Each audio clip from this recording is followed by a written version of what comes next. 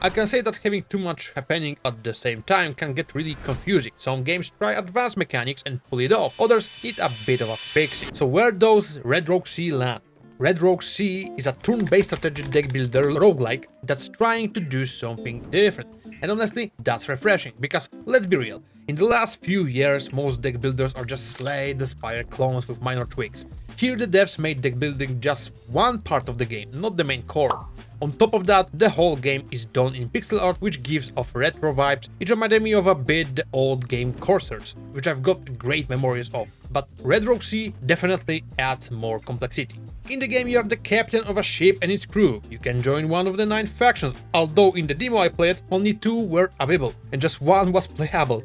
Still, you've got options. Be a trader, a soldier in a navy, or of course go full pirate. And yes, going full pirate is the best option, obviously.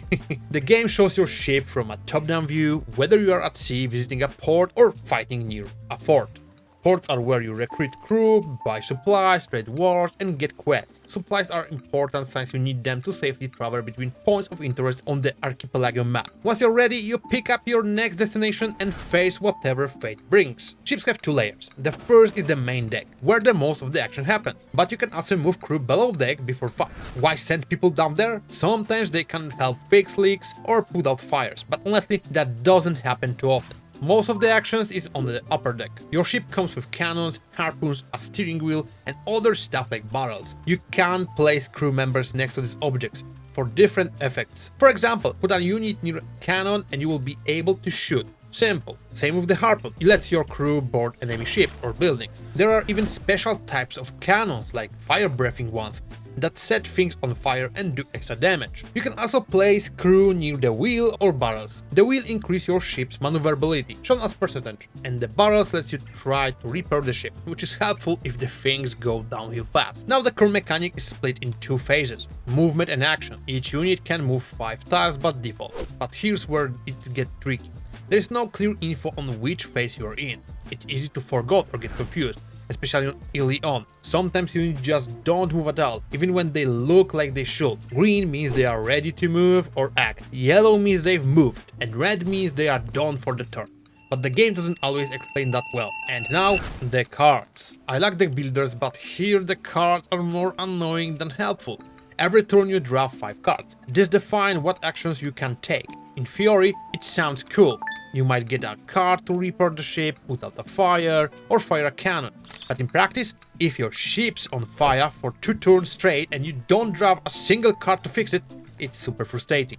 Also, most games with team mechanics lets you move a unit and act with it, then go to the next unit. Red Rogue Sea doesn't do that. You move everyone, then do all the actions. Sounds simple now, but it's confusing while playing. There's an hourglass icon that you assume ends a unit's turn. Nope, it just switches between movement and action phase.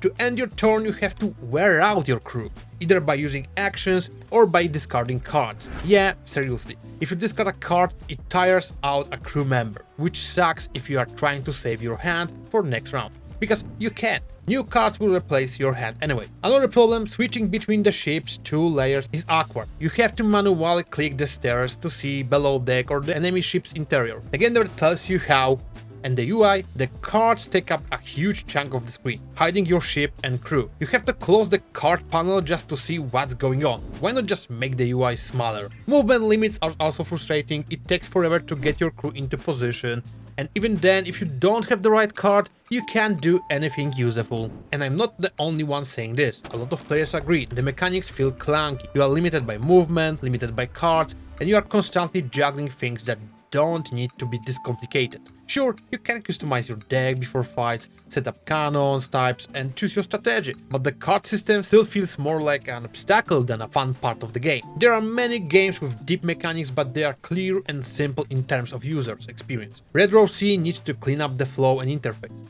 Right now, it's just messy. That said, I do think that devs are listening. I hope they take all this feedback and polish things up. The game has potential, and it can be fun, but you will need to spend time getting used to it. In its current state, I can't say it's 100% solid. If you want more videos about indie games, join me by subscribing to the channel, and I will see you in the next one.